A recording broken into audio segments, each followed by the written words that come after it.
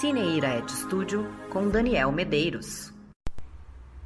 Não é uma tarefa fácil ser professor de história nesses dias de ódio. O passado tornou-se um palco sangrento de disputas, cada um, como um gladiador, empunhando as armas da sua opinião, sedento de vontade de amputar o braço da opinião contrária, decepar a cabeça das fontes que desmentem sua versão, perfurar o pulmão das vozes que testemunham outras possibilidades.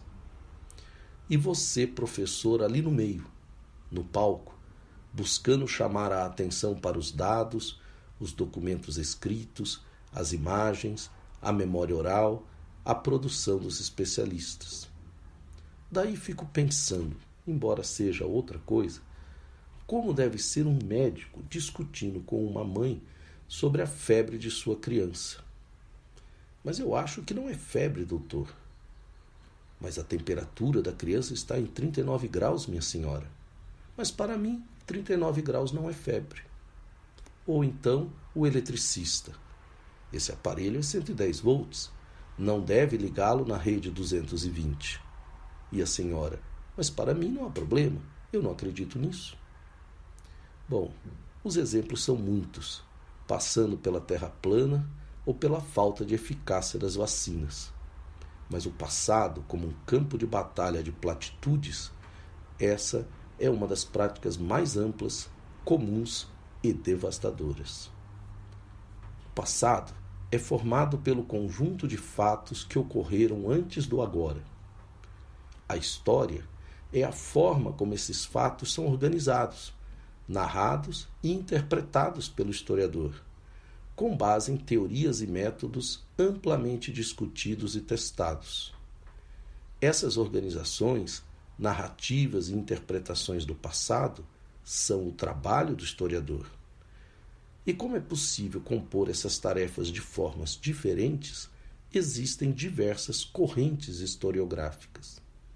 Por isso, eu posso narrar os fatos que ocorreram no Brasil em fim de março de 1964 como um movimento civil-militar, um golpe militar ou até mesmo uma revolução militar. No primeiro caso, eu destaco os participantes do movimento.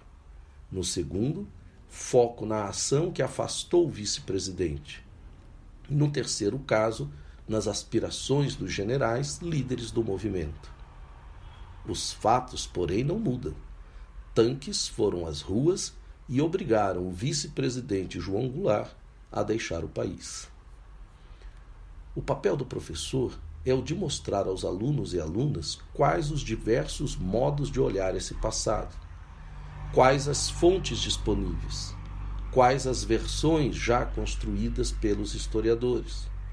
O aluno ou aluna, analisando as fontes, reconhecendo os contextos de produção dessas fontes, as narrativas dos especialistas, a formação intelectual desses especialistas, poderá então compreender como esse passado foi se processando e aí ir definindo, se assim o desejar, a sua própria opinião. É lógico que nem sempre os jovens estão dispostos a esse exercício todo. É certo também que nem sempre os professores estão também dispostos a esse cuidado na exposição do passado aos jovens.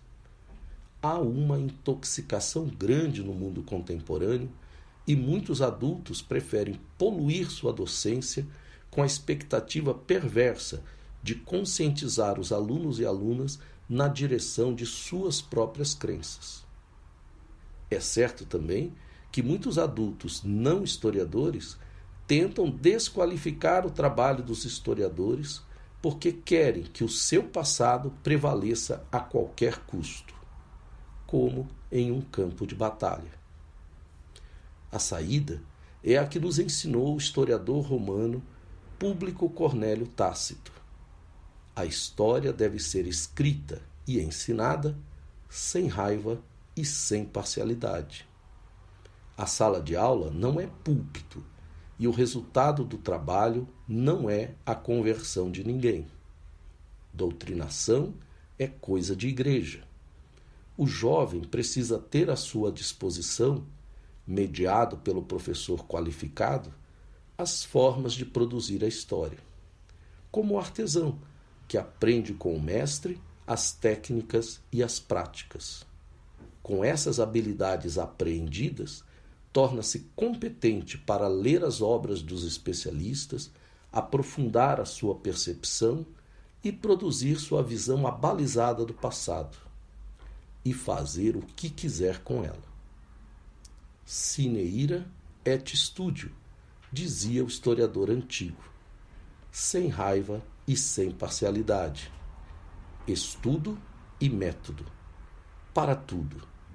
Assim, ainda salvaremos o mundo. Cine Ira et Studio, com Daniel Medeiros.